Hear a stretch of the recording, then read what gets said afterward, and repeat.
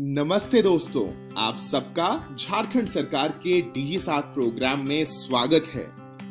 आइए देखते हैं कि आज हम क्या पढ़ेंगे। हम एपिसोड की शुरुआत कक्षा 6 के संख्याओं की जानकारी पाठ से करेंगे और इसके पहले भाग को देखेंगे और इससे जुड़े कुछ रोचक सवाल भी बनाएंगे। ठीक इसके बाद कक्षा 7 के पहले पाठ की शुरुआत करेंगे जिसमें पूर्णांकों के बारे में हम सीखेंगे और इससे जुड़े रोचक सवाल भी बनाएंगे। कक्षा 8 में हम परिमेय संख्या की जानकारी लेंगे और इसके पहले भाग को देखेंगे।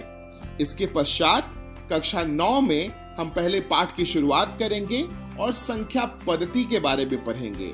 उसके बाद कक्षा 11 के सेट्स यानी समुच्चय के पहले भाग को देखेंगे और इससे जुड़े बेहद रोचक सवाल करेंगे। तो आइए शुरू करते हैं हम अपना प्रोग्राम डीजी 7 अब पढ़ाई नहीं रुकेगी। झारखंड सरकार आपके घर। नमस्कार दोस्तों, आप सभी का स्वागत है।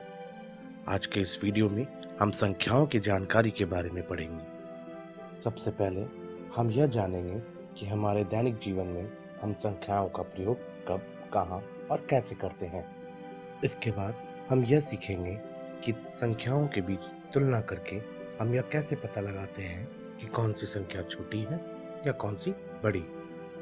आइए अब हम संख्याओं की भूमिका के बारे में जानें। हम अपने दैनिक जीवन में जब कभी किसी सामान को खरीदते हैं या फिर किसी सामान को बेचते हैं तब हम संख्याओं का प्रयोग करते हैं। इसी प्रकार जब संख्याओं के बीच तुलना करके जब हम वस्तुओं को घटते एवं बढ़ते क्रम में सजाते हैं तब भी हम संख्याओं का ही प्रयोग करते हैं। तो इस प्रकार संख्या हमारे साथ हमारे दिन प्रतिदिन के कार्यों में मौजूद होते हैं। आइए अब हम यह सीखते हैं कि कैसे हम संख्याओं के बीच तुलना करके यह पता लगाते हैं कि कौन सी संख्या छोटी है और कौन सी बड़ी। यह सीखने के लिए हम सबसे पहले एक छोटा सा खेल खेलेंगे। इस खेल में मैं आपको एक चित्र दिखाऊंगा और इस चित्र में 4 व्यक्ति हैं। इन चारों व्यक्ति में कौन सा व्यक्ति लंबा है आपको मुझे यह बताना है और यह चित्र आपके सामने है। अब मैं आपको 5 सेकंड का वक्त दूंगा। 5 सेकंड बाद आपको मुझे यह बताना होगा कि कौन सी संख्या का व्यक्ति लंबा है। तो आपका समय शुरू होता है अब।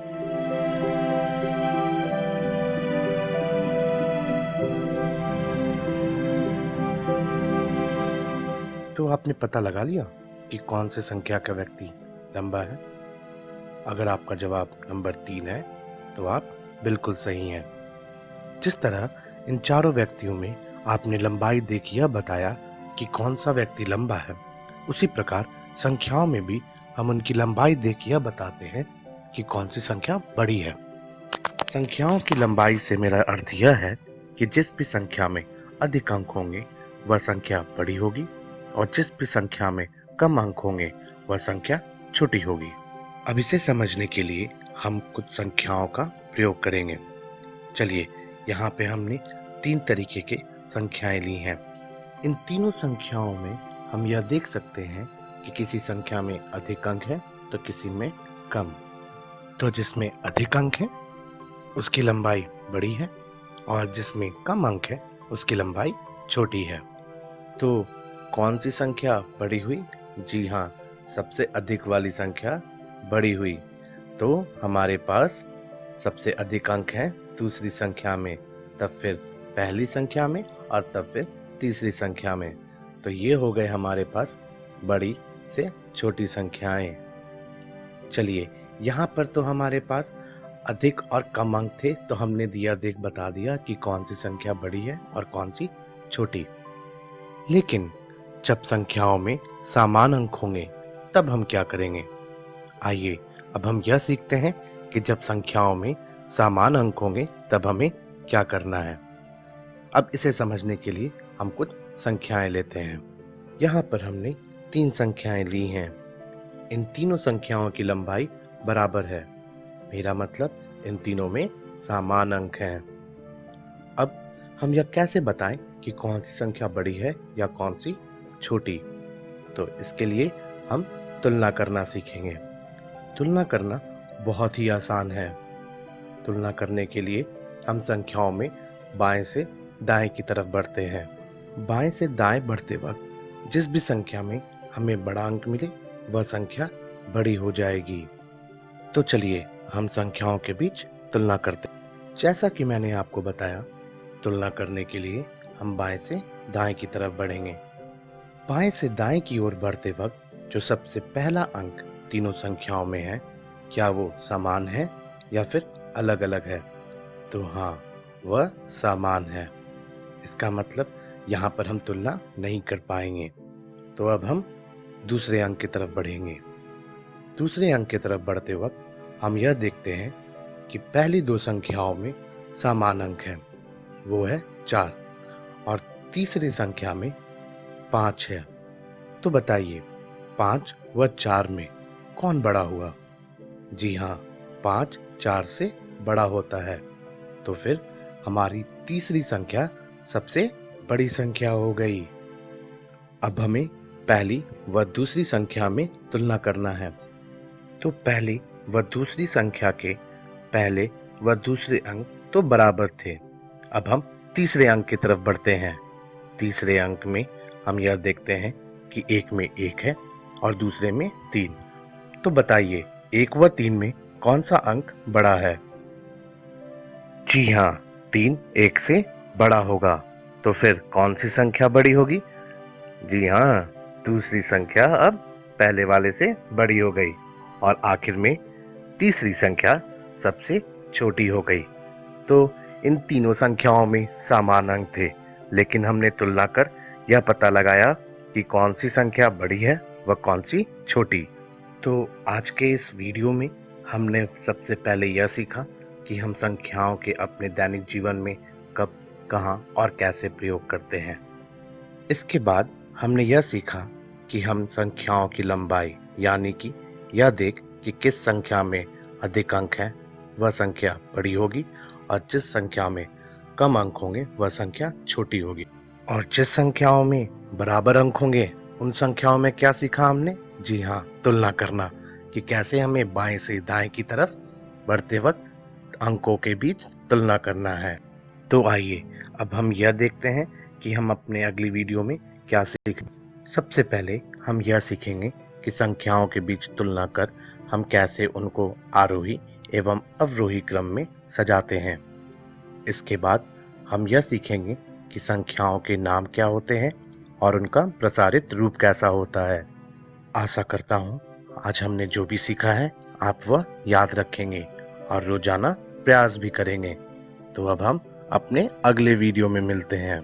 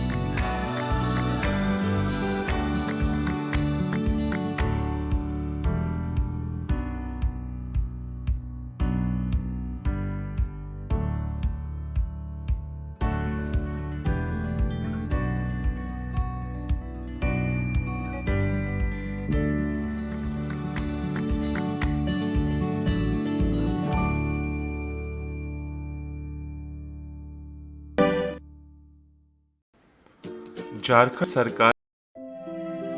नमस्कार दोस्तों, आज के इस वीडियो में आपका स्वागत है। आज हम पढ़ेंगे आपकी गणित की किताब का पहला पाठ जिसका नाम है पूर्णांक, और इसी को हम अंग्रेजी में इंटीजर्स के नाम से जानते हैं। तो चलिए दोस्तों, इस वीडियो में आगे बढ़ते हैं और देखते हैं कि आज के हमारे विषय क्या होंगे। आज का पहला विषय होगा भूमिका, फिर पुनरावलोकन और अंत का विषय होगा पूर्णांकों का योग। तो चलिए शुरू करते हैं भूमिका के साथ। अब पाठ का नाम है पूर्णांक, तो सबसे पहले हम इसका अर्थ ही जान लेते हैं। पूर्णांक क्या है, कभी सोचा है? पूर्णांक एक प्रकार की संख्या होती है। इसी के लिए हम आगे बढ़ेंगे और सबसे पहले जानेंगे विभिन्न संख्याओं के प्रकार। तो संख्याओं के प्रकार में यदि मैं बात करूं, सबसे पहली संख्या जो मेरे दिमाग में आई वो आती है प्राकृत संख्या। अब प्राकृत संख्या होती क्या है? प्राकृत संख्या होती है 1, 2, 3, 4 और ऐसे ही आगे जितनी संख्या आप गिन पाए उन सभी को हम प्राकृत संख्या कहते हैं। और यदि इसी प्राकृत संख्या के आगे मैं शून्य लगा दूं तो इन संख्याओं का जो संग्रह अब बना वह पूर्ण संख्या कहलाएगा। अब थोड़ा आगे बढ़कर यदि मैं इसमें ऋणात्मक संख्याओं को जोड़ दूं, यानी -1, -2, -3, -4 और ऐसे ही बढ़ता जाएगा, तो अब यह संग्रह और बड़ा हो गया है।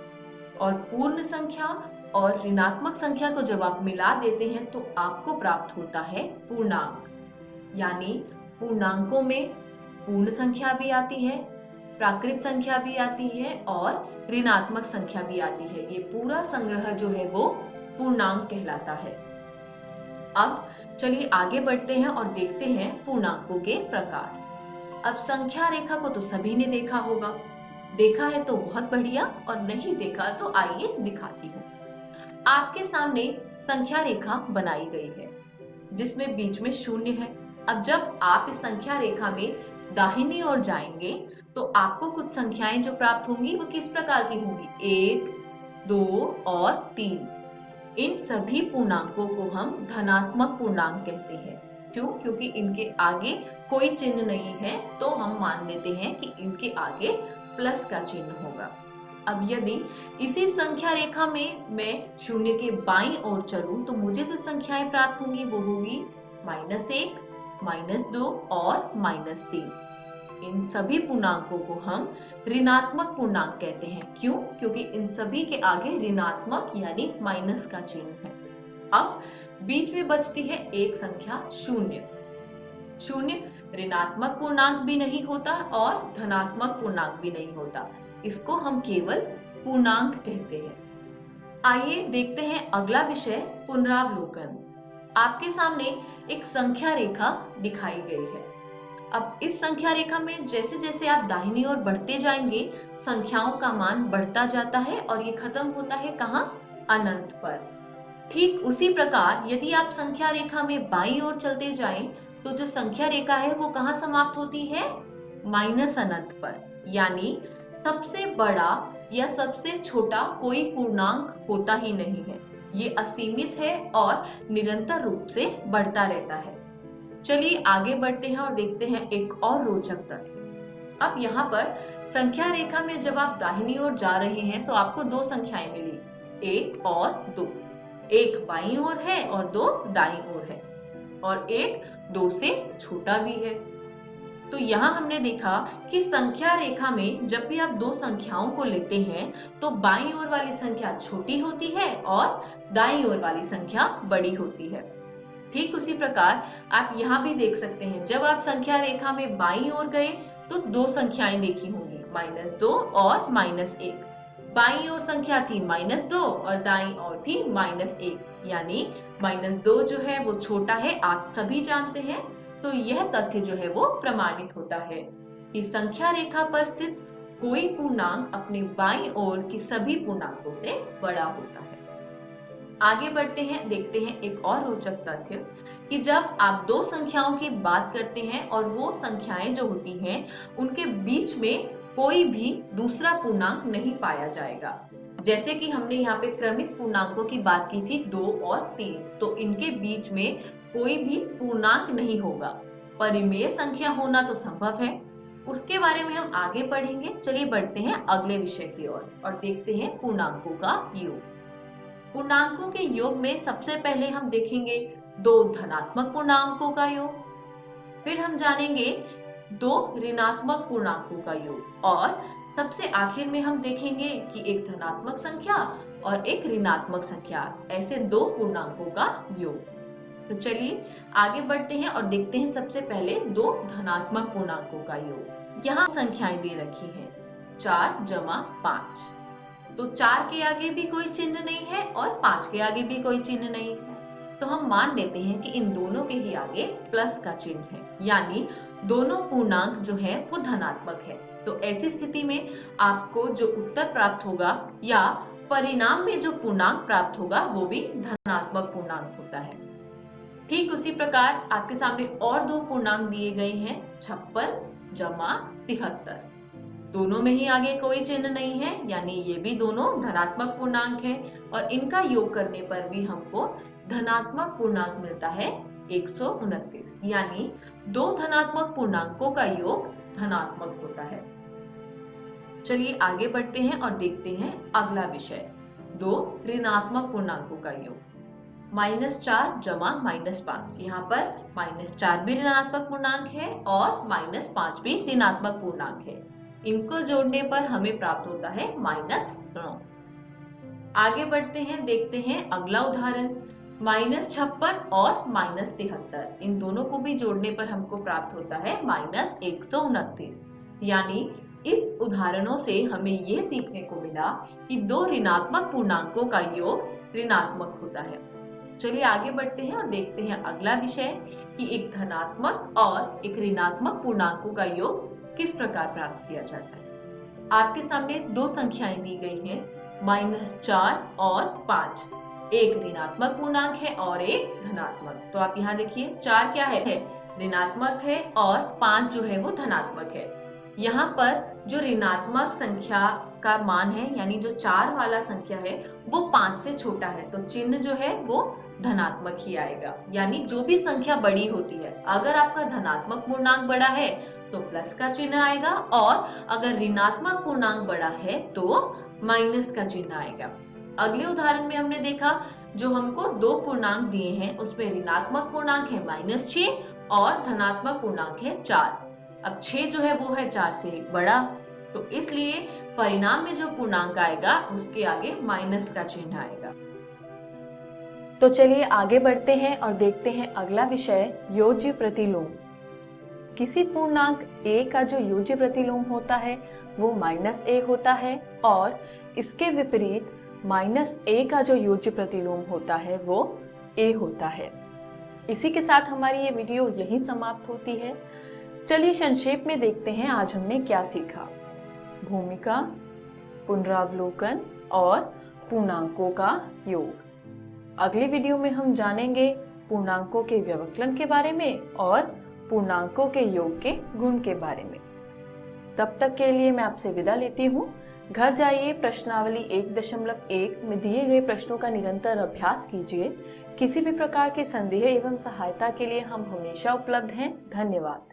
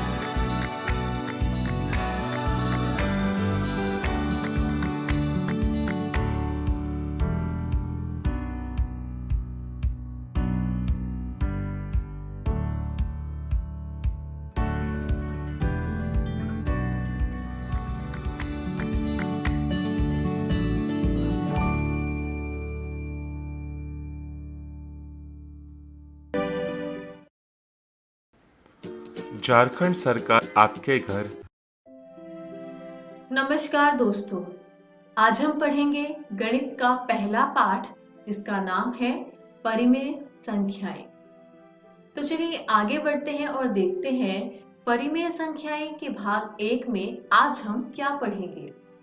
सबसे पहले हम जानेंगे भूमिका, फिर परिमेय संख्याएं और अंत में समतुल्य परिमेय संख्याएं। तो चलिए आगे बढ़ते हैं और शुरू करते हैं भूमिका के साथ। और उसमें भी हम सबसे पहले देखेंगे कि संख्याएं कितनी प्रकार की होती हैं। पहला है प्राकृत संख्याएं, फिर पूर्ण संख्याएं, फिर पूर्णांक और अंत में परिमेय संख्याएं। अब इन संख्याओं में अंतर क्या होता है, क्या आप जानते हैं? अगर जानते हैं तो बहुत बढ़िया, नहीं जानते तो चलिए मैं आपको बताती हूँ। सबसे पहले होती है प्राकृत संख्याएं। प्राकृत संख्याएं कौन सी होती है? 1, 2, 3, 4, 5 और ऐसे जहां तक आप गिन सके। अब यदि इन्हीं संख्याओं में एक शून्य आगे जोड़ दिया जाए तो वह ये जो संग्रह है वो पूर्ण संख्याओं का संग्रह कहलाएगा। अब इसी में यदि मैं ऋणात्मक संख्याओं को जोड़ दूं तो ये मिलके पूर्णांक बनाते हैं। और यह सभी संख्याएं जो है प्राकृत, पूर्ण और पूर्णांक एक साथ परिमेय संख्याओं के संग्रह में भी आती है। अब ये तो हुई संख्याओं के प्रकार की बात। चलिए आगे बढ़ते हैं और जानते हैं परिमेय संख्याएं कहते किसे हैं। कोई भी संख्या जो p बटे q के रूप में लिखी जाए और वहां पर q का मान कभी भी शून्य के बराबर नहीं होगा और साथ ही साथ p और q दोनों ही पूर्णांक होंगे, तो ऐसे संख्या को हम परिमेय संख्या कहते हैं।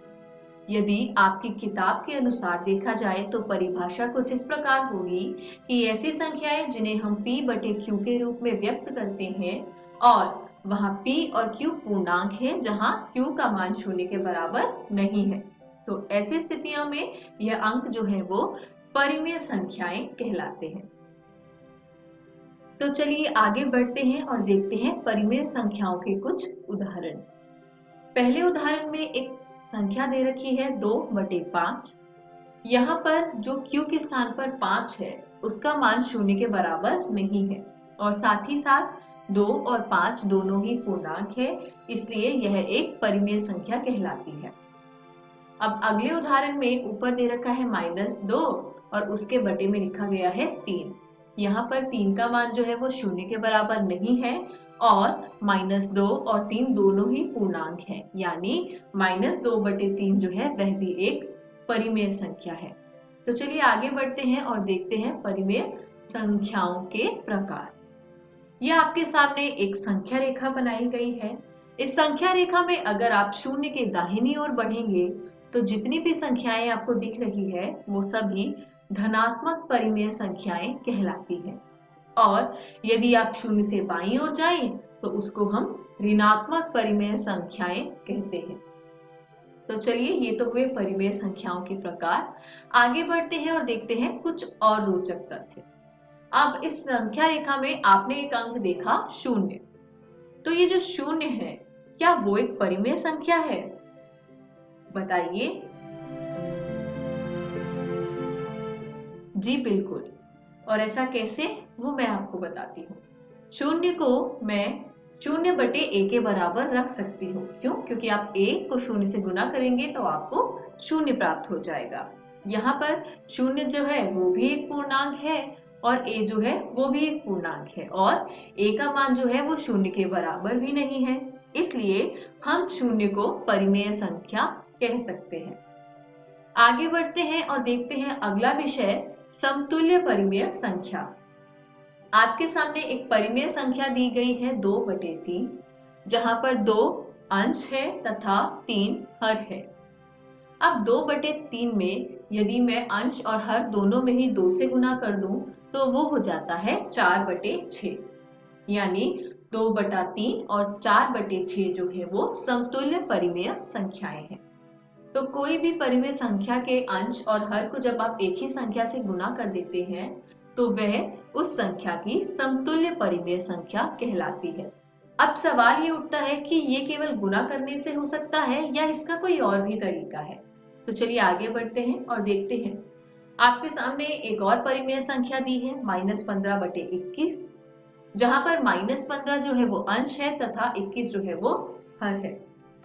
तो यदि मैं दोनों को ही 3 से भाग दे दूं तो ये हो जाएगा -5/7, यानी -15/21 और -5/7 जो है वो दोनों ही समतुल्य परिमेय संख्याएं हैं।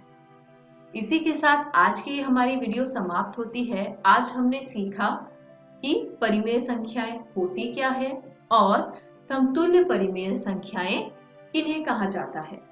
आशा करती हूँ आज का वीडियो आपको समझ आया होगा। देखते हैं अगली वीडियो में हम क्या पढ़ेंगे। अगली वीडियो में हम जानेंगे परिमेय संख्याओं की तुलना, परिमेय संख्याओं का मानक रूप और दो परिमेय संख्याओं के बीच की परिमेय संख्या निकालना। तो घर जाइए, यह आपकी किताब का पहला पाठ है। प्रश्नावली में दिए गए प्रश्नों को हल कीजिए और निरंतर अभ्यास करते रहिए। किसी भी प्रकार के संदेह एवं सहायता के लिए हम हमेशा उपलब्ध हैं। धन्यवाद।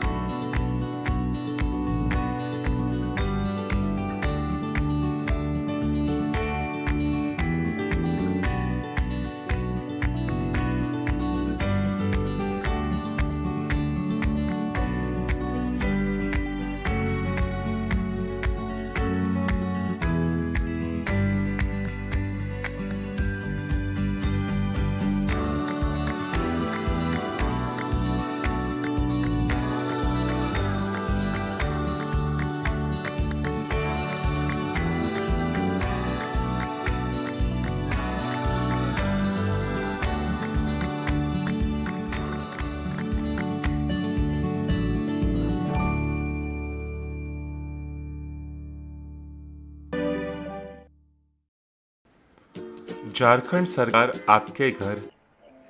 नमस्कार दोस्तों, आज हम कक्षा 9वीं की गणित का पाठ संख्या पद्धति भाग 1 पढ़ने वाले हैं।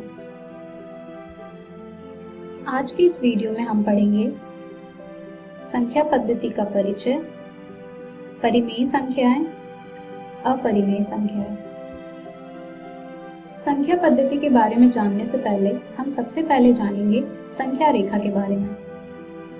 संख्या रेखा एक ऐसी रेखा है जिस पर हम संख्या को निरूपित करते हैं, जहां मध्य में शून्य होता है। जब आप शून्य की दाईं ओर जाएंगे तो आपको मिलेंगे धनात्मक संख्या। जब आप शून्य के बाईं ओर जाएंगे तो आपको मिलेंगे ऋणात्मक संख्या। अब हम बढ़ते हैं संख्याओं का वर्गीकरण की तरफ। संख्या अनेक प्रकार की होती है, इसलिए हमने उसे अलग अलग वर्ग में विभाजित किया है। सबसे पहले आते हैं प्राकृत संख्याएं, फिर पूर्ण संख्याएं, फिर पूर्णांक, फिर परिमेय संख्याएं और फिर अपरिमेय संख्याएं। आइए जानते हैं प्राकृत संख्याओं के बारे में। गणन संख्याएं को हम प्राकृत संख्याएं कहते हैं। 1 से शुरू होकर अनंत तक की सभी संख्याओं को हम प्राकृत संख्याएं कहते हैं, जैसे 1, 2, 3, 4, 5 इत्यादि।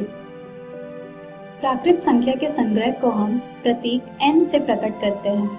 अब हम बढ़ते हैं पूर्ण संख्याएं की तरफ। प्राकृत संख्याएं शून्य के साथ मिलकर पूर्ण संख्याओं का संग्रह बनाती है। शून्य से शुरू होकर अनंत तक की सभी संख्याओं को हम पूर्ण संख्याएं कहते हैं, जैसे 0, 1, 2, 3, 4, 5 इत्यादि। ये सभी पूर्ण संख्याएं में आते हैं। पूर्ण संख्या के संग्रह को हम प्रतीक W से प्रकट करते हैं। प्राकृत संख्याएं और पूर्ण संख्याएं के बारे में जानने के बाद हम यह कह सकते हैं कि सभी प्राकृत संख्याएं पूर्ण संख्याएं होती हैं।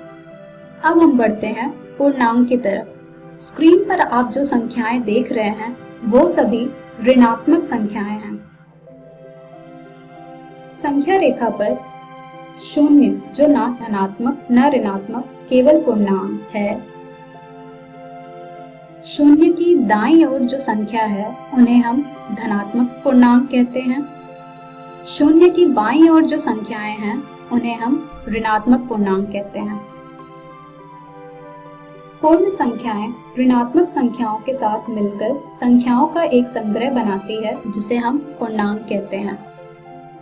पूर्णांक को हम प्रतीक Z से प्रकट करते हैं। अब हम बढ़ते हैं परिमेय संख्याएं की तरफ। स्क्रीन पर आप जो संख्याएं देख रहे हैं वो या तो प्राकृत संख्याएं हैं या पूर्ण संख्याएं या पूर्णांक हैं। पर कुछ संख्याएं ऐसी भी होती हैं जैसे 1/3, 5/6 इत्यादि। ऐसी संख्याओं को हम क्या कहते हैं? इन संख्याओं को हम परिमेय संख्याएं कहते हैं। परिमेय संख्याओं को हम इस प्रकार परिभाषित करते हैं। संख्या r को परिमेय संख्या कहा जाता है यदि इसे p/q के रूप में लिखा जा सकता हो, जहां p और q पूर्णांक हैं और q 0 के बराबर नहीं है। परिमेय संख्या के संग्रह को हम प्रतीक q से प्रकट करते हैं। आइए कुछ उदाहरण देखते हैं। 1/2, 3/4, घटा 2005/2006, घटा 12/13, घटा 30, घटा 25 इत्यादि। आप सोच रहे होंगे कि घटा 30, घटा 25 ये तो पूर्णांक है, फिर ये परिमेय संख्या कैसे हुई? आइए जानते हैं कैसे। हमने एक संख्या ली घटा 25। घटा 25 को हम घटा 25/1 भी लिख सकते हैं, जहां घटा 25 हमारा p होगा और 1 हमारा q। और आप देख सकते हैं कि q हमारा 0 के बराबर नहीं है। इससे हम यह कह सकते हैं कि सभी पूर्णांक परिमेय संख्या होती है। चलिए अब हम 2 और 3 के बीच की 5 परिमेय संख्याएं को ज्ञात करते हैं। आइए संख्या रेखा पर देखते हैं कि 2 और 3 कहाँ हैं। यहाँ है 2 और 3 और आप देख सकते हैं कि 2 और 3 के बीच में अनेक संख्याएं होंगी।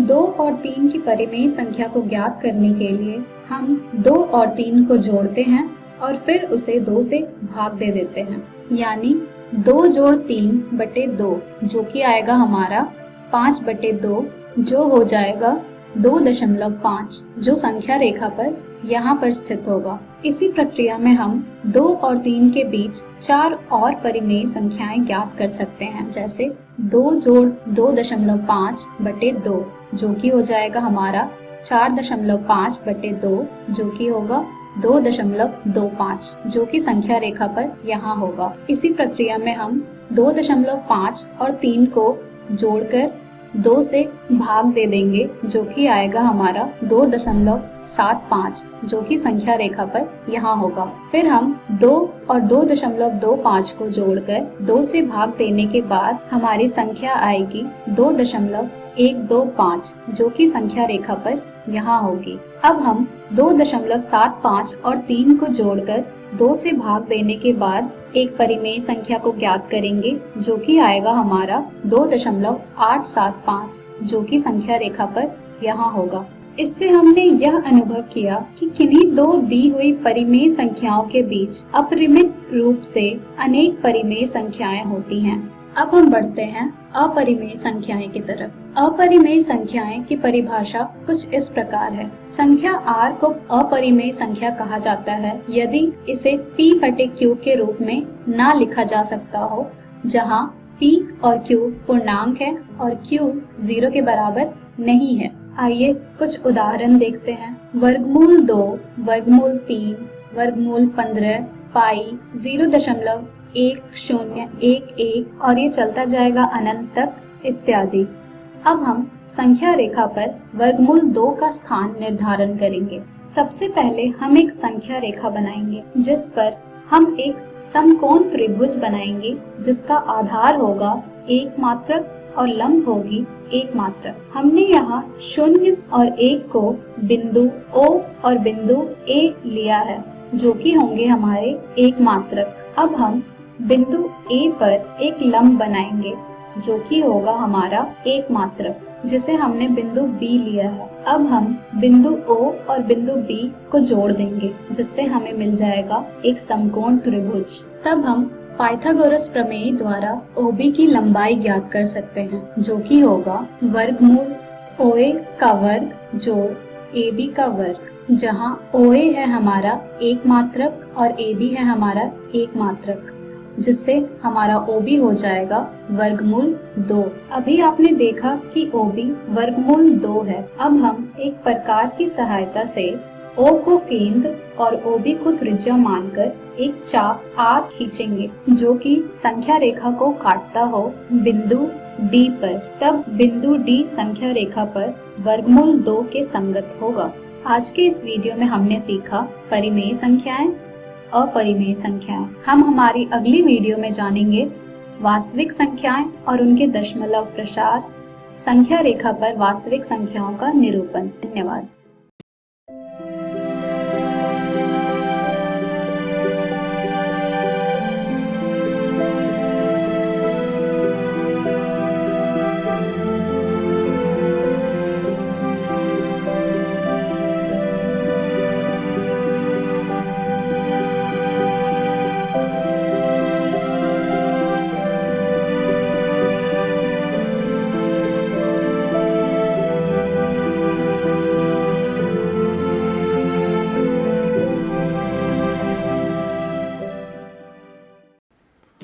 झारखंड सरकार आपके घर।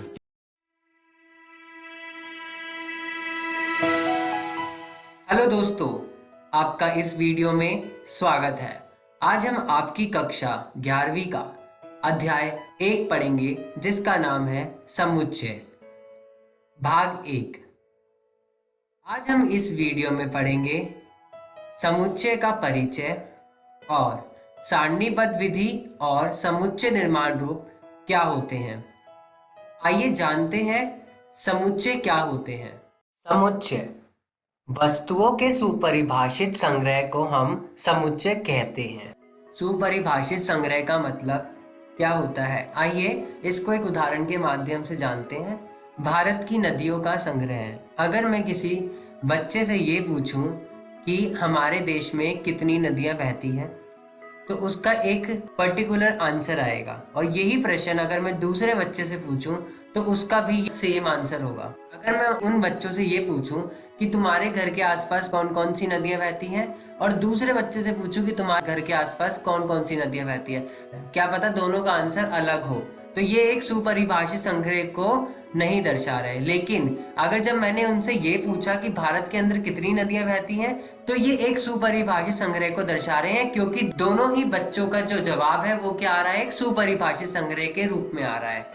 आइए दूसरे एग्जाम्पल को समझते हैं। भारत की क्रिकेट टीम, अगर यही चीज मैं एक बच्चे से पूछूं कि हमारे भारत के अंदर कितने प्लेयर्स हैं, और यही प्रश्न दूसरे बच्चे से पूछूं कि हमारी भारत क्रिकेट टीम के अंदर कितने प्लेयर्स हैं, तो दोनों का जवाब जो आएगा वो बराबर आएगा। तो ये एक सुपरिभाषित संग्रह को दर्शा रहे हैं। अगर दूसरी जगह मैं इनसे ये पूछूं कि आपके फेवरेट प्लेयर्स कौन से हैं, या दूसरे बच्चे से पूछूं कि आपके फेवरेट प्लेयर्स कौन से हैं, तो दोनों का आंसर क्या पता अलग आए। तो ये सुपरिभाषित संग्रह को नहीं दर्शा रहा है। तीसरा, अंग्रेजी वर्णमाला के स्वरों का संग्रह। अगर मैं किसी बच्चे से पूछूं कि कितने स्वर होते हैं अंग्रेजी वर्णमाला में, को उसका आंसर भी सेम आएगा और दूसरे वाले का भी आंसर सेम आएगा। तो ये भी क्या प्रकट कर रहे हैं, सुपरिभाषित संग्रह। समुच्चय, समुच्चय को करते समय हमें किन किन बातों का ध्यान रखना है। समुच्चय को हम अंग्रेजी वर्णमाला के बड़े अक्षरों से दर्शाते हैं, जैसे Z, A और V। दूसरा, अवयव को हम अंग्रेजी वर्णमाला के छोटे अक्षरों से दर्शाते हैं। उदाहरण के माध्यम से जानते हैं। बड़े अक्षर से समुच्चय का पहला लेटर बड़े अक्षर से दर्शाएंगे, और जो उनके अंदर के अवयव होंगे उनको छोटे अक्षरों से दर्शाएंगे। तो A is equals to, A हमारे पास क्या एक समुच्चय है, और उसके अंदर के अवयव क्या है, हमारे छोटे अक्षर, जो कि क्या है A, B, C और D। आइए जानते हैं तीसरा, यदि छोटा a समुच्चय बड़े a का एक अवयव है, तो हम कह सकते हैं कि छोटा a समुच्चय बड़े a में है, वाक्यांश उसका अवयव है। या फिर ये भी कह सकते हैं कि छोटा a समुच्चय बड़े a का सदस्य है, या फिर ये भी कह सकते हैं कि छोटा a समुच्चय a में है। को सूचित करने के लिए यूनानी प्रतीक एप्सिलॉन का प्रयोग किया जाता है। अतः हम इसे इस रूप में लिखते हैं, छोटा ए एप्सिलॉन बड़े ए का। हम इसको इस रूप में लिखते हैं। ठीक है दोस्तों। दूसरा, छोटा b अगर बड़े a के समुच्चय के अंदर नहीं है तो हम उसको ये लिखेंगे, छोटा b समुच्चय बड़े a में नहीं है या उसका सदस्य नहीं है। तो हम इस सिंबल का प्रयोग करेंगे। समुच्चय के लिए वस्तुएं, अवयव तथा सदस्य पर्यायवाची पद है। इन तीनों का मतलब एक ही है। उदाहरण, छोटा a सदस्य है बड़े a का, तो हम इसको सदस्य भी कह सकते हैं, अवयव भी कह सकते हैं और उसको वस्तुएं भी कह सकते हैं। तो तीनों का जो मतलब है वो क्या है, बराबर है। एक दूसरे के ये तीनों वर्ड क्या है, पर्यायवाची है। समुच्चय के सदस्य कौन कौन है, आइए जानते हैं समुच्चय के सदस्य कैसे निकालते हैं। यदि ए समुच्चय है हमारे पास तो ये पूछता है क्या 1, 5, 7, 8 अथवा 9 ये उस समुच्चय के सदस्य हैं या नहीं। आइए जानते हैं ए समुच्चय के अंदर कौन कौन से अवयव हैं, 2, 4, 6, 8, 10 और 12। हमें देखना है क्या 1, 5, 7, 8 अथवा 9 समुच्चय ए के सदस्य है या नहीं। सबसे पहले हमने 1 को देखा, क्या 1 समुच्चय ए के अंदर है, क्या उसका सदस्य है। तो 1 समुच्चय ए के अंदर नहीं है, इसका मतलब 1 समुच्चय ए का सदस्य नहीं है। 5 भी समुच्चय ए का सदस्य नहीं है और इसी प्रकार 7 भी समुच्चय ए का सदस्य नहीं है। जब हमने 8 को देखा तो हमने देखा 8 समुच्चय ए के अंदर है, इसका मतलब 8 उस समुच्चय ए का सदस्य है। इसी प्रकार 9 को देखा, 9 उस समुच्चय का सदस्य नहीं है। आइए जानते हैं समुच्चय का निरूपण कैसे होता है। हम लोग 2 तरीके से समुच्चय को निरूपित करते हैं। पहला सारणीबद्ध विधि, दूसरा समुच्चय निर्माण रूप। आइए जानते हैं सारणीबद्ध विधि में क्या होता है। समुच्चय के सभी अवयवों को सूचीबद्ध किया जाता है। सबसे पहले सारणीबद्ध विधि को करते समय सबसे पहले हम समुच्चय के सभी अवयवों को सूचीबद्ध करते हैं, फिर उनको अर्धविराम द्वारा पृथक करते हैं और तीसरा फिर अंत में उनको एक मझले कोष्ठक के भीतर लिख देते हैं। आइए उदाहरण से समझते हैं। अगर हमारे पास एक डाइस है, उस डाइस के अंदर पहले हमने सारे अवयवों को, उस डाइस के जितने भी अवयव बन सकते हैं उन सारे अवयवों को सूचीबद्ध किया, 1, 2, 3, 4, 5, 6 और उनको लिख दिया। फिर हमारा दूसरा काम क्या है, अर्धविराम द्वारा पृथक करना है। तो हमने उसे अर्धविराम के द्वारा पृथक कर दिया और तीसरा उनको मझले कोष्ठक के भीतर लिख दिया। तो ये हमारी कौन सी विधि तैयार हो गई, सारणीबद्ध विधि। जानते हैं समुच्चय निर्माण रूप क्या होते हैं। किसी समुच्चय के सभी अवयवों में एक सर्वनिष्ठ गुणधर्म होता है जो समुच्चय से बाहर के किसी अवयव में नहीं होता है, तो उसे हम समुच्चय निर्माण रूप कहते हैं। आइए उदाहरण के माध्यम से जानते हैं। हमारे पास V एक समुच्चय है जहां पर X एक अंग्रेजी वर्णमाला का एक वर्ण है। तो यहाँ पे हमने देखा जो ये 2 डॉट्स लगे हुए हैं ये क्या रिप्रेजेंट कर रहे हैं, ये क्या दर्शा रहे हैं हमें, कॉलन। और यहाँ पर X जो है ये हमें दर्शा रहा है उस समुच्चय के अवयव को। अंग्रेजी वर्णमाला का एक वर्ण है, ये हमें क्या दर्शा रहा है, कॉलन के चिन्ह के बाद समुच्चय के अवयव के विशिष्ट गुणधर्म को दर्शा रहा है और ये हमें मझले कोष्ठक के भीतर लिखने होते हैं। समझ गए बच्चों समुच्चय निर्माण रूप क्या होता है। आइए जानते हैं जब हम सारणीबद्ध विधि को करते हैं तो हमें किन बिंदुओं पर ध्यान देना है। सारणीबद्ध विधि में क्रम का प्रभाव नहीं होता है। उदाहरण, हमारे पास एक उदाहरण है जिसमें AEIOU एक समुच्चय के अंदर है। अगर हम इसी समुच्चय के अवयव को दूसरे क्रम में लिखते हैं तो सारणीबद्ध विधि के अंदर उस चीज का कोई प्रभाव नहीं होता। हम इसको AUOIE भी लिख सकते हैं। प्रत्येक अवयव दूसरे से भिन्न होते हैं। जब हम सारणीबद्ध विधि को करते हैं तो सारे अवयव एक दूसरे से अलग होते हैं। सारणीबद्ध विधि को करते समय हम किसी अवयव को दोबारा नहीं लिखते। उदाहरण, अगर हमारे पास एक वर्ड है स्कूल, SCHOOL, स्कूल के अंदर अगर हम इसे सारणीबद्ध विधि में लिखें तो हम कैसे लिखेंगे? SCHOL। ओके दोस्तों, समुच्चय निर्माण रूप में इन बिंदुओं पर ध्यान दें। अब आइए जानते हैं समुच्चय निर्माण रूप में हमें किन बिंदुओं पर ध्यान देना है। अन्य अक्षरों का भी प्रयोग किया जा सकता है, जैसे Y और Z इत्यादि। हम लोग हमेशा X का प्रयोग करते हैं, तो हम X की जगह किसी भी अक्षर का प्रयोग कर सकते हैं। जैसे यहाँ पे दर्शाया हुआ है, Y एक परिमेय संख्याओं का समुच्चय है, और दूसरे उदाहरण में दिखाया गया है Z एक प्राकृतिक संख्याओं का समुच्चय है। दूसरा, कॉलन के द्वारा हम लोग समुच्चय निर्माण रूप को दर्शाते हैं। उदाहरण देखते हैं, यहाँ पे ये 2 डॉट्स लगे हुए हैं, ये हमें कॉलन दिखा रहे हैं, तो ये क्या है? ठीक है। अगर ये वाले डॉट्स हैं, इसकी जगह कुछ और भी हम लोग किसी रूप से दिखाते हैं समुच्चय निर्माण रूप को, तो वो हमारा क्या हो जाएगा? गलत हो जाएगा।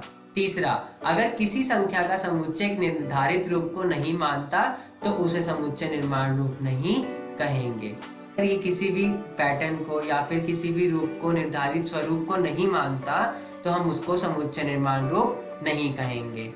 इस वीडियो में हमने दोस्तों क्या सीखा?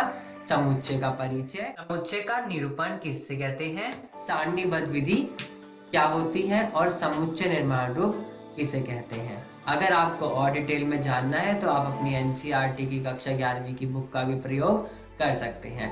अगली वीडियो में हम सीखेंगे कि सारणीबद्ध विधि को समुच्चय निर्माण रूप में कैसे लिखते हैं, और समुच्चय निर्माण रूप को सारणीबद्ध विधि में कैसे लिखते हैं, और साथ ही साथ समुच्चय के प्रकार।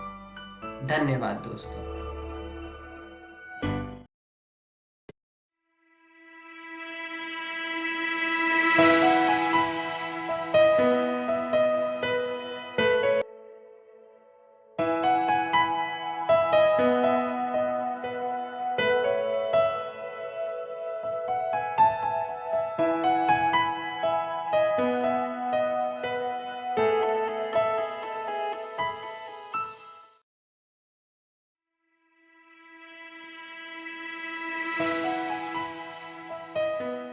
हेलो दोस्तों, आपका इस वीडियो में स्वागत है। आज हम आपकी कक्षा 11वीं का अध्याय 1 पढ़ेंगे, जिसका नाम है समुच्चय, भाग 2। आज हम इस वीडियो में पढ़ेंगे कि सारणीबद्ध विधि को समुच्चय निर्माण रूप में कैसे लिखते हैं, और समुच्चय निर्माण रूप को सारणीबद्ध विधि में कैसे लिखते हैं। समुच्चय के प्रकार, रिक्त समुच्चय, जिसको हम शून्य समुच्चय के नाम से भी जानते हैं। आइए शुरुआत करते हैं सारणीबद्ध विधि को कैसे लिखते हैं। पहला प्रश्न, यहाँ पर P एक समुच्चय को दर्शा रहा है, जिसमें कह रहा है y एक पूर्णांक है, और जो कि -4 से बड़ा और 6 से छोटा है। तो आइए हम देखते हैं, -4 से बड़े और 6 से छोटे कितने अवयव बनेंगे हमारे इस समुच्चय के। समुच्चय के अवयव होंगे -3, -2, -1, 0, 1, 2, 3, 4 और 5। ये हमारे समुच्चय के अवयव हो गए। आपको याद होगा, जब हम सारणीबद्ध विधि को करते हैं तो हम सबसे पहले सारे अवयव को सूचीबद्ध करते हैं। आइए देखते हैं सारणीबद्ध विधि में जब हम लिखेंगे तो कैसे लिखेंगे। सबसे पहले हमारा समुच्चय P बराबर, सबसे पहले हम लिखेंगे सारे अवयव को, सूचीबद्ध कर लिया, फिर उसके बाद अर्ध विराम द्वारा दर्शाएंगे, फिर उसके बाद मझले कोष्ठक के भीतर डाल देंगे। तो हमारा P समुच्चय क्या हो गया? -3, -2, -1, 0, 1, 2, 3, 4, 5। ठीक है दोस्तों, आइए देखते हैं दूसरा प्रश्न। Q बराबर y, जहाँ पे y एक प्राकृतिक संख्या है जो कि 8 से कम है। इस समुच्चय के अवयव क्या हो गए? 1, 2, 3, 4, 5, 6 और 7। अब हमने जब इसे सारणीबद्ध विधि में लिखा तो हम कैसे लिखेंगे? Q बराबर 1, 2, 3, 4, 5, 6, 7 और फिर मझले कोष्ठक के भीतर डाल देंगे। ओके दोस्तों, ये हमारी क्या तैयार होगी? सारणीबद्ध विधि। देखते हैं तीसरा प्रश्न क्या कहता है। हमारे पास एक समुच्चय है जिसका नाम है R। यहाँ पे कहता है y 2 अंकों की प्राकृतिक संख्या है जिसके अंकों का योग 9 है। y जो है यहाँ पे दिखा रहा है कि वो 2 अंकों का प्राकृतिक संख्या है। अगर योग करेंगे उन 2 अंकों का तो हमें क्या मिलेगा, 9 मिलेगा। तो ऐसे कितने अंक हो गए प्राकृतिक संख्या के हमारे, आइए देखते हैं। 18, 27, 36, 45, 54, 63, 72, 81 और 90। तो हम इसे सारणीबद्ध रूप में कैसे लिखेंगे। जब हमने इन अवयवों को देखा तो हमने देखा ये सारे 2 अंकों के हमारे क्या है, प्राकृतिक संख्या है, जिनका योग करेंगे तो हमें 9 मिलेगा। आइए देखते हैं, अगर हम 18 का योग करते हैं क्या हमें 9 मिलता है। हाँ, 1 + 8 बराबर है 9 के। ऐसे ही हम 27 का देखेंगे, 2 + 7 बराबर है 9 के। अब जब हमने इसे सारणीबद्ध विधि में लिखा तो हमने क्या लिखा, r बराबर है 18, 27, 36, 45, 54, 63, 72, 81, 90। फिर मझले कोष्ठक के अंदर डाल दिया। ठीक है दोस्तों, आइए जानते हैं चौथा प्रश्न। यहाँ पर एक S समुच्चय है जो क्या कह रहा है, y उसमें 140 का अभाजक गुणनखंड है। तो सबसे पहले हम यहाँ पर 140 का भाज्य गुणनखंड करेंगे। 2 से डिवाइड करा तो 70 आया, 70 को 2 से डिवाइड किया तो 35 आया, 35 को 5 से डिवाइड किया तो 7 आया, और 7 को 7 से डिवाइड किया तो हमारे पास 1 आया। तो जब हमने 140 का भाज्य गुणनखंडन किया तो हमें गुणनखंड प्राप्त कौन कौन से हुए, ये वाले 2, 2, 5, 7। जब हमने इसको लिखा तो हम कैसे लिखेंगे, 140 बराबर 2 गुना 2 गुना 5 गुना 7। तो ये हमारे क्या हो गए, 140 के अवयव हो गए। जब हम इसको सारणीबद्ध विधि में लिखेंगे तो हमारे अवयव क्या होंगे, 2, 5 और 7। आपको याद होगा जब हम सारणीबद्ध विधि को करते हैं तो हम जो अवयव दोहराए जाते हैं उनको एक बार लेते हैं। तो जब हमने इसे सारणीबद्ध विधि में लिखा तो हमारे अवयव क्या हो गए, s बराबर 2, 5 और 7। ओके दोस्तों, आइए नेक्स्ट। अब ये कह रहा है हमारे पास एक T समुच्चय है जिसमें x बता रहा है। x शब्द एलिफेंट का एक अक्षर है। जब हमने इस अक्षर को देखा तो हमने देखा इसके अंदर ऐसा एक एलिमेंट है जो 2 बार दोहराया जा रहा है। वो कौन सा है, E। जब हमने इस अक्षर के अवयव को ज्ञात किया तो हमें क्या मिला, ELPHENT। जो E 2 बार दोहराया गया है उसको हमने 1 बार लिया। जब हमने इसे सारणीबद्ध विधि में लिखा तो हमने क्या लिखा, T बराबर E, L, P, H, A, N, T, और फिर मझले कोष्ठक भीतर के अंदर डाल दिया। आइए अब बात करते हैं समुच्चय को समुच्चय निर्माण रूप में कैसे लिखा जाए। हमारे पास एक समुच्चय है, उस समुच्चय के अंदर हमारे पास है अवयव 1, 2, 3 और 6। जब हमने इन अवयव को देखा तो हमें ये पता चला कि ये संख्या एक प्राकृतिक संख्या है, और जब हमने इसे और ध्यान से देखा तो हमें ये भी पता चला कि ये 6 का भाजक है। आइए अब हमने इसे समुच्चय निर्माण रूप में लिखना है तो हम कैसे लिखेंगे, x एक प्राकृतिक संख्या का वर्ग है जिसका भाजक 6 है। ओके दोस्तों, यहाँ पे जो ये 2 डॉट्स हैं क्या दर्शा रहे हैं, कॉलन। यहाँ पे x जो दर्शा रहा है वो अवयव दर्शा रहा है, और एक प्राकृतिक संख्या का वर्ग है जिसका भाजक 6 है। ये हमें बता रहा है कि ये समुच्चय के अवयव की विशिष्ट गुणधर्म है, और आपको जैसा पता है अंत में हम मझले कोष्ठक के भीतर डाल देते हैं। आइए और उदाहरण के माध्यम से जानते हैं। हमारे पास एक समुच्चय है जिसके अंदर के अवयव है MATHEICS। दोस्तों हमें देखकर पता चल रहा है कि ये मैथमेटिक अक्षर के लेटर्स हैं। तो हम इसको कैसे लिखेंगे, x कॉलन लगाएंगे, फिर लिखेंगे x मैथमेटिक शब्द का एक अक्षर है।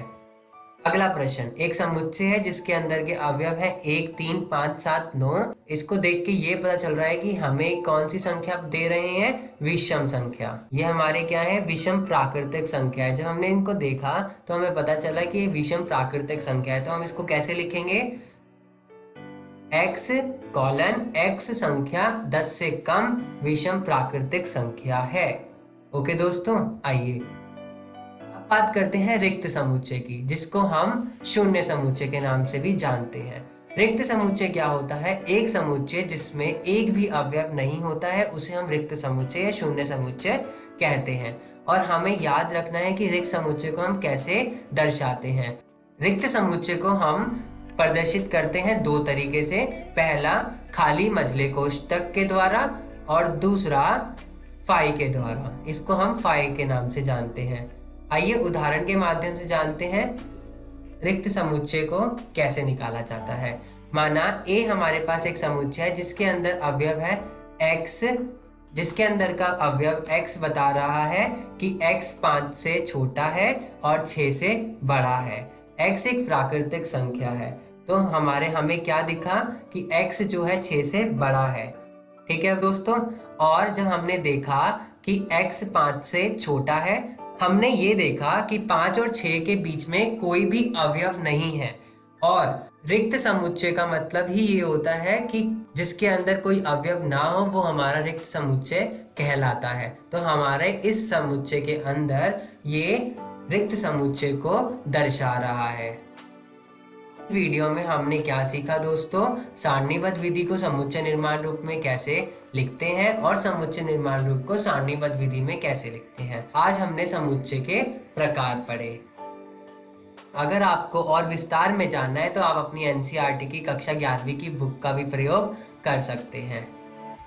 अगली वीडियो में दोस्तों हम पढ़ेंगे परिमित और अपरिमित समुच्चय क्या होता है, समान समुच्चय क्या होता है। धन्यवाद दोस्तों। नमस्ते दोस्तों, डीजी 7 के आज के एपिसोड में आशा करता हूं आपको बहुत कुछ सीखने को मिला होगा। आइए देखते हैं कि आज हमने क्या पढ़ा। कक्षा 6 में संख्याओं की जानकारी एपिसोड 1 में हमने पढ़ा। कक्षा 7 में पूर्णांक को पढ़ा। कक्षा 8 में परिमित संख्या के भाग 1 को पढ़ा।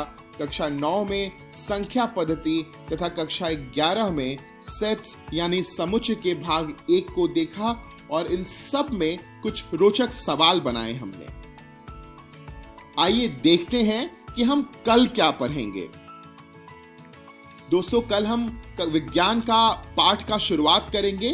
कक्षा 6 में भोजन सभी के लिए, कक्षा 7 में पौधों में पोषण, कक्षा 8 में कोशिका की शुरुआत करेंगे, कक्षा 9 में गति का पाठ करेंगे और कक्षा 11 में फिजिक्स के पहले चैप्टर मात्रक और मापन को पढ़ेंगे। एक जरूरी सूचना, इस एपिसोड को जो हमने अभी देखा इसका पुनः प्रसारण YouTube पे किया जाएगा इकोवेशन के चैनल पे ठीक 3 बजे। तो यदि आप अपने दोस्तों के साथ भी एपिसोड शेयर करना चाहते हैं या पुनः देखना चाहते हैं तो YouTube पर DG 7 इकोवेशन सर्च करें और आप इस वीडियो तक पहुंच जाएंगे। धन्यवाद दोस्तों। झारखंड सरकार रोज आपके लिए शिक्षण सामग्री लाएगी। अब पढ़ाई नहीं रुकेगी। यदि आपको कोई प्रश्न है तो कृपया इस टोल फ्री नंबर पर कॉल करें 1800 572 8585 या हमें ईमेल करें। धन्यवाद।